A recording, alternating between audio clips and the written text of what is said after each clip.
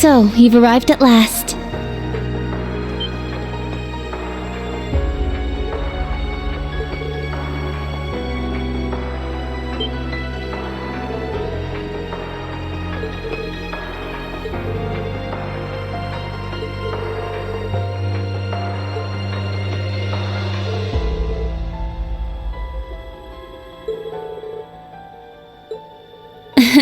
Yes, it's good to see you all again. Please, come in. They're waiting for you just over there.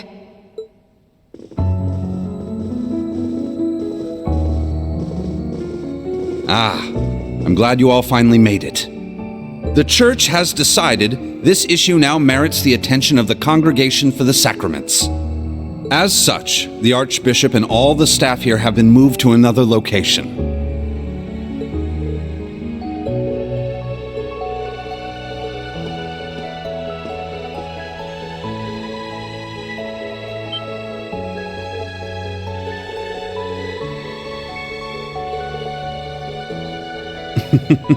Thank you for all your diligence, Rosine. I'd feel much better if you were to stand watch over the front door now, just in case. Yes, understood. Leave it to me.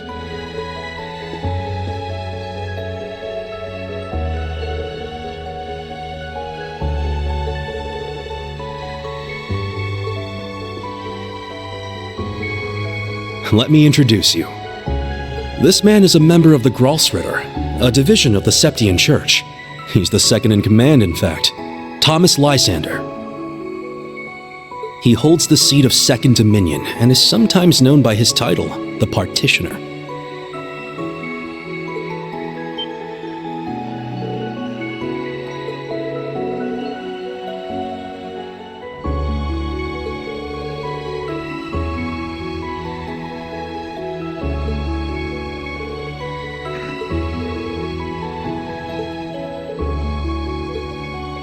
Now allow me to introduce you.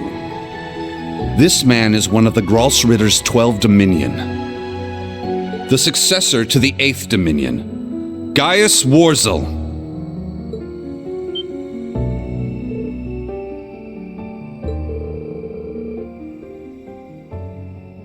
Yeah, a lot happened all at once.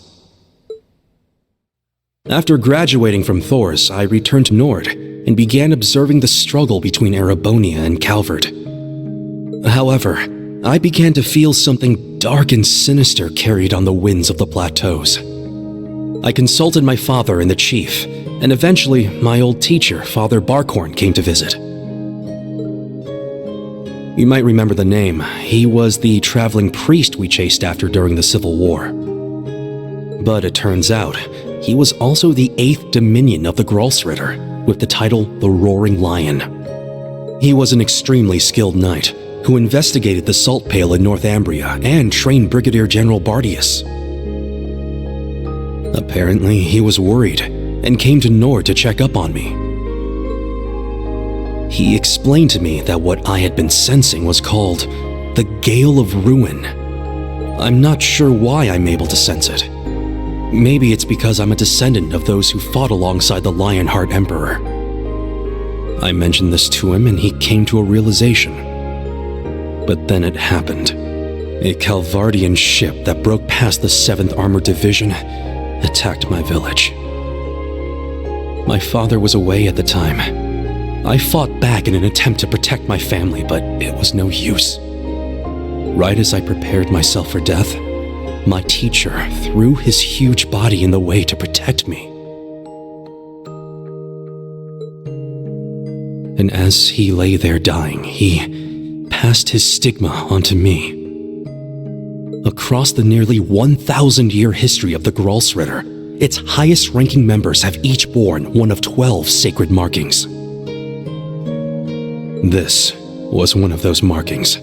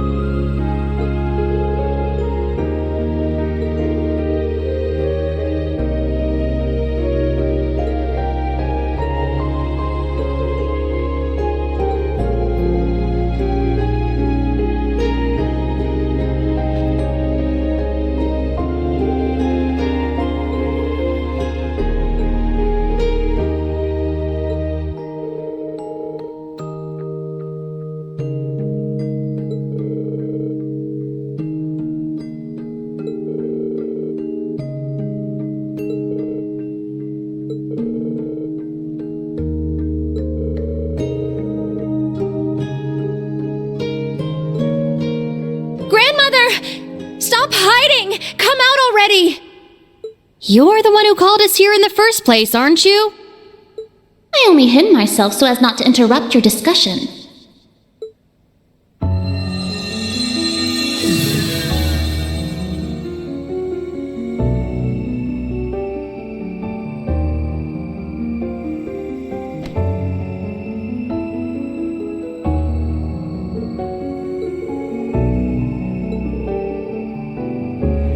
Indeed. But you may simply call me Rose.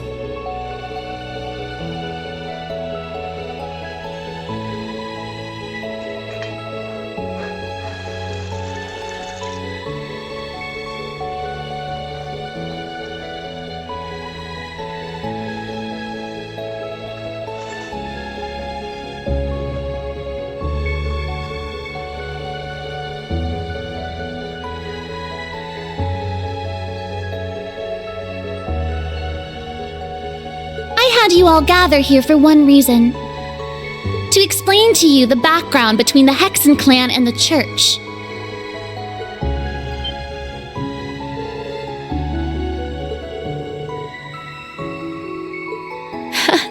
It's not as though we don't believe in Adios. There have been some differences in opinion over the years, but we and the church have worked together on a number of occasions. For example, during the War of the Lions or the vampire incident in the Middle Ages. Not to mention the fight against the Dark Dragon 800 years ago. But all that was just Rose sticking her nose into other people's business.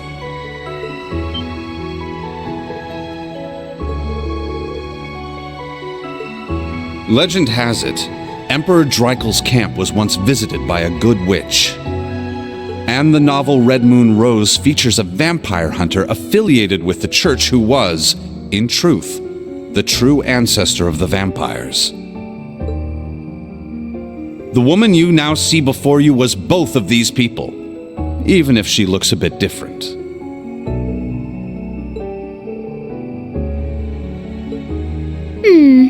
800 or so. However, you should know that my situation is somewhat unique.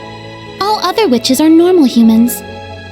Except, of course, for the fact that they are all descendants of those who once guarded the Septarian of Fire.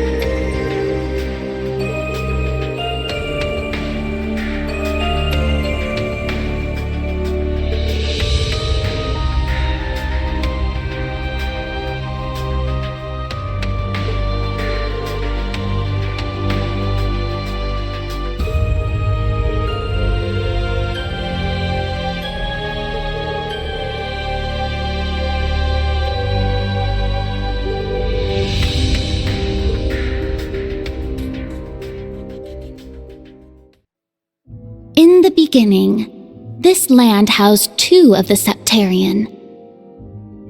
The Arc Rouge, Septarian of fire and wielder of fierce power. The Lost Zem, Septarian of earth and bearer of unyielding endurance. Each assumed the form of a colossal guardian and went about granting boons and performing miracles for its people. For a few centuries, the land of Erebonia prospered. But eventually, its people began to vie for power and control. The Septarians had always granted their people's wishes, but now their peoples each wished for the other's destruction. And so, the two colossi began fighting. Their battle ravaged the earth and split the sky, devastating the entire region.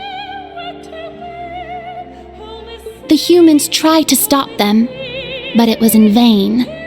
The Septarians' fight continued 1,000 days, scorching the land black.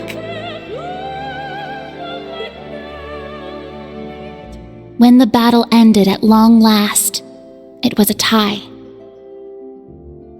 Exhausting their power in one final strike, the two Septarian were blown away, left as nothing but empty shells. Yet the tale did not end there. The power expelled by each Septarian collided and became one, resulting in the creation of an entirely new entity. The Great One, the Septarian of Steel. It was an existence created from the union of fire and earth. It was beyond anything else in this realm. It was the ultimate source of power. Though things seemed fine at first, the survivors of the war soon realized the eternal conflict within it.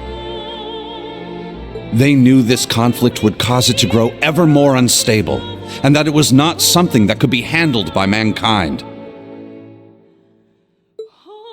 With the Holy Beast's assistance, the kins of fire and earth joined together to see the Great One sealed away. However, each of their attempts ended in failure. Left with no other options, they resorted to their final plan. The Great One would remain whole in the higher plane, yet its physical incarnation in this world split into numerous shards.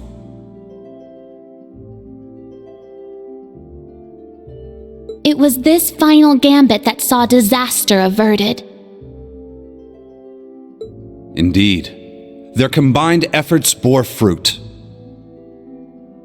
The kin of earth created 7 vessels, while the kin of fire split the Great One's power and infused each vessel with a part of it.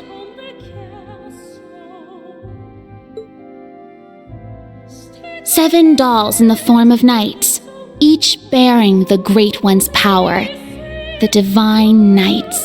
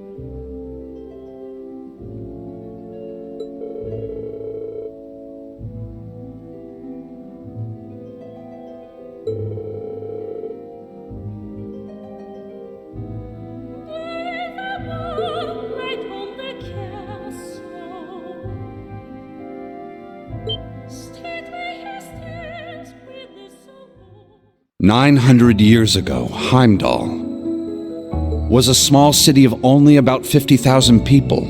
However, it was one of the burgeoning centers of culture for the region. The Septian Church had finished construction on the Heimdall Cathedral, and there were plans to develop the city even further. But it was then the Dark Dragon appeared, blanketing Heimdall in miasma and transforming it into a city of the dead. Emperor Astorius chose to lead his people south and made St. Ark the new capital of Erebonia. In helping Emperor Astorius deal with this crisis, the Hexen clan and gnomes each suffered substantial losses.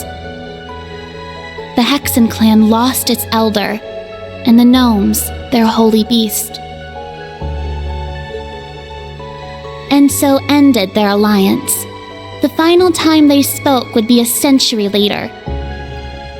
It was when Emperor Hector awakened the Vermilion Night to reclaim Heimdall from the Dark Dragon.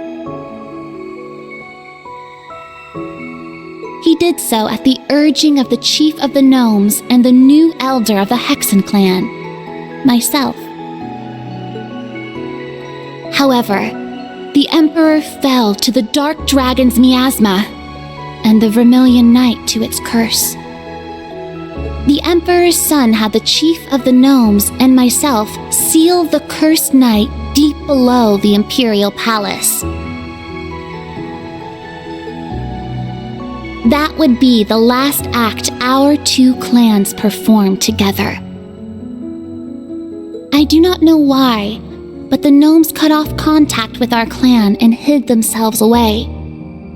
In the 800 years that followed, whenever war struck Erebonia, a divine knight would enter the stage, demonstrate its might, then vanish. I was certain the gnomes were involved, yet all we could do was guide awakeners on the proper course.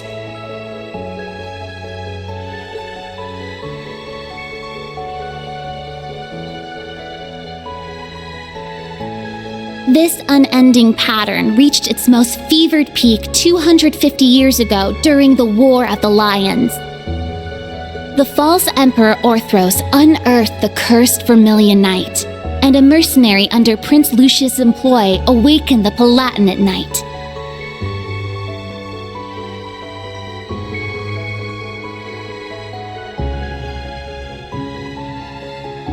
Prince Dreichels found the Ashen Knight, and Leanne, the Argent Knight. The four awakened at once, made for a grand war indeed.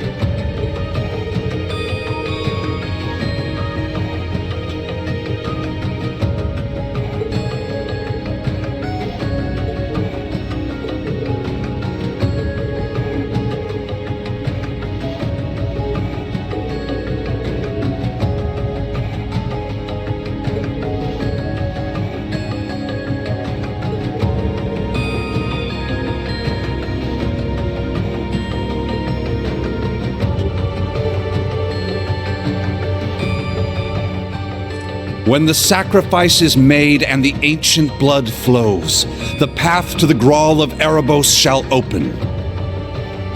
When the tainted holy beast is pierced by the blade of World's End, and its blood fills the Graal, the great twilight shall fall upon the land.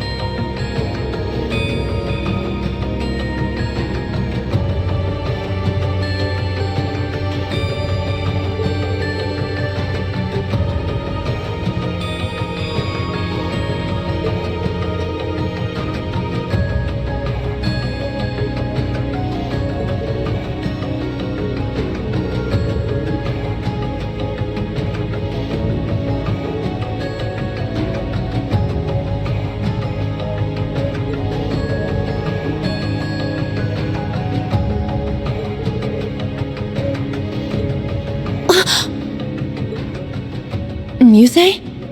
Is something the matter?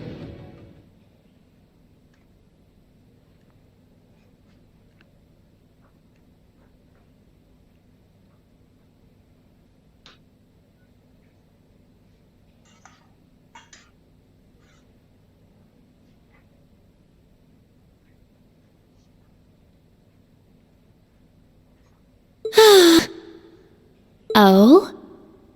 You realize something? Right now, we need any straw we can grasp at. Anything at all could help, no matter how small. Yes, you're right. That term, Originator Zero. Could that be OZ, perhaps?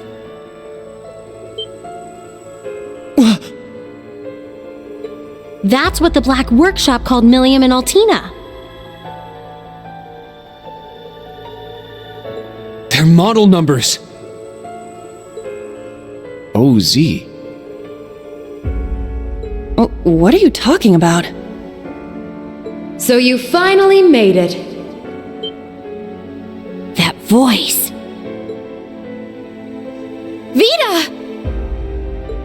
Ah, so the prodigal granddaughter returns.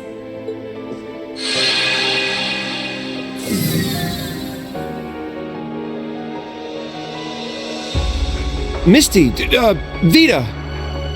I heard you had been acting on your own. Nice to see you again, Grandmother. Emma, Celine, and Class 7, too. And thank you for mediating, Mr. Lysander. Oh, don't even mention it. It always breaks my heart to see a family torn apart so. Vita! Why?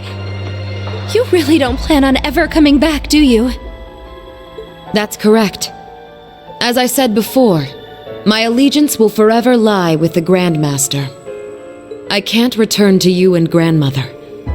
I can never go back to the way I used to be. Just like the Steel Maiden. Seriously, who even is this Grandmaster person? I have no clue. But it is clear she is quite taken with them. So do tell, Vita. If you have not decided to return to us, why show yourself now? Has Ouroboros finally decided upon its course of action? Yes. After our experiments with the 3 ions, the 6 other Anguis came to a unanimous decision. They decided to ignore my warning. They will work with the Chancellor and the Gnomes to bring about the Great Twilight, completing the Phantasmal Blaze Plan.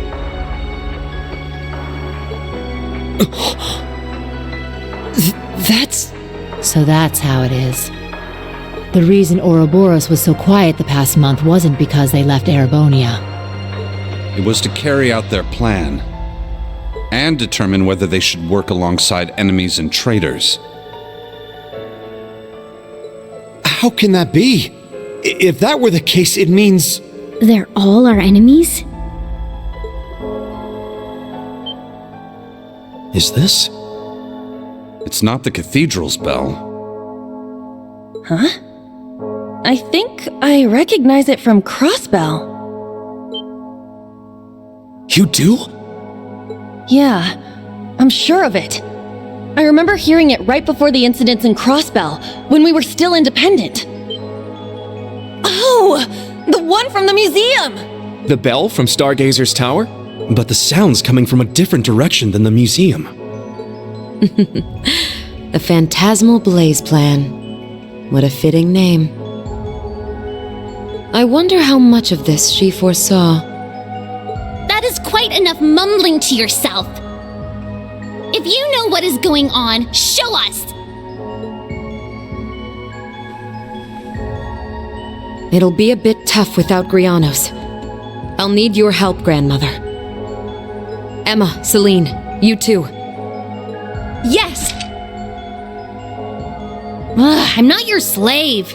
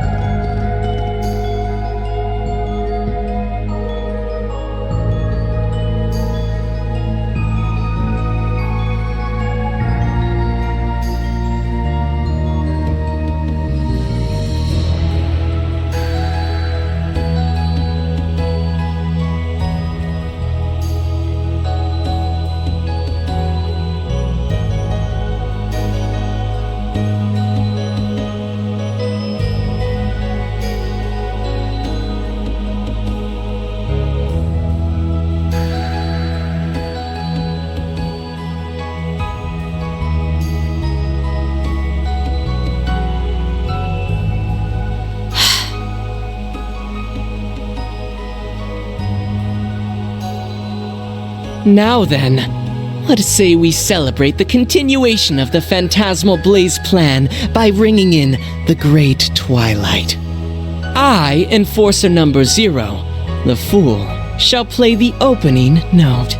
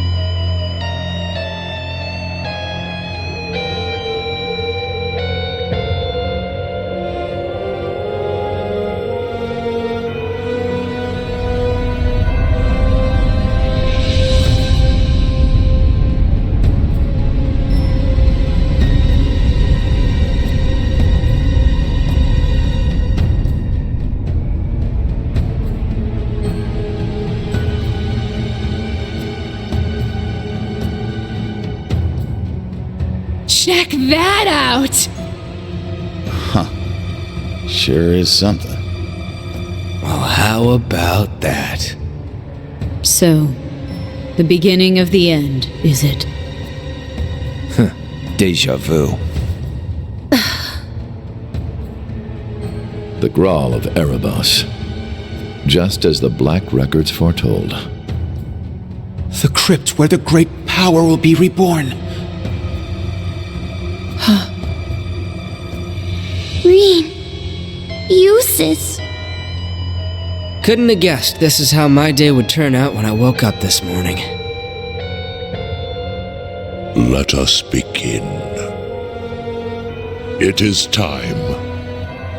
Chief of the Gnomes and head of the workshop, show me the way, Black Alberic.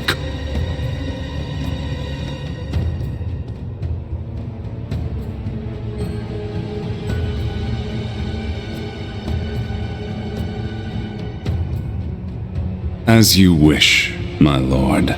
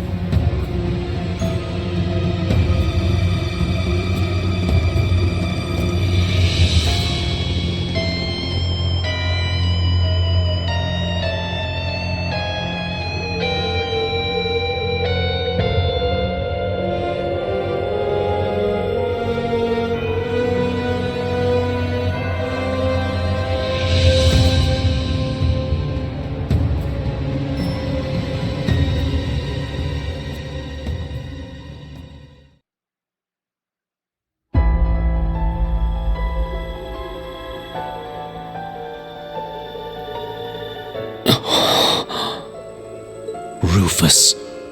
Millium. Was that Allie? Yes. But why? Boss, Zeno, and Leo. Azure Siegfried. And that guy in the lab coat, isn't that... The Blazing Demon and the Fool were there as well. So that's the maiden. Why?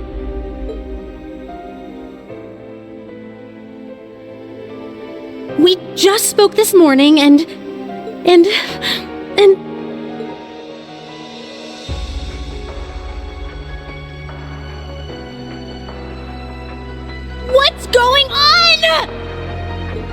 Lisa. That man's name was Lumen or something like that, right? His hair looked different. Franz Lumen, the first disciple of G. Schmidt and the deceased husband of the Reinford Group's chairman.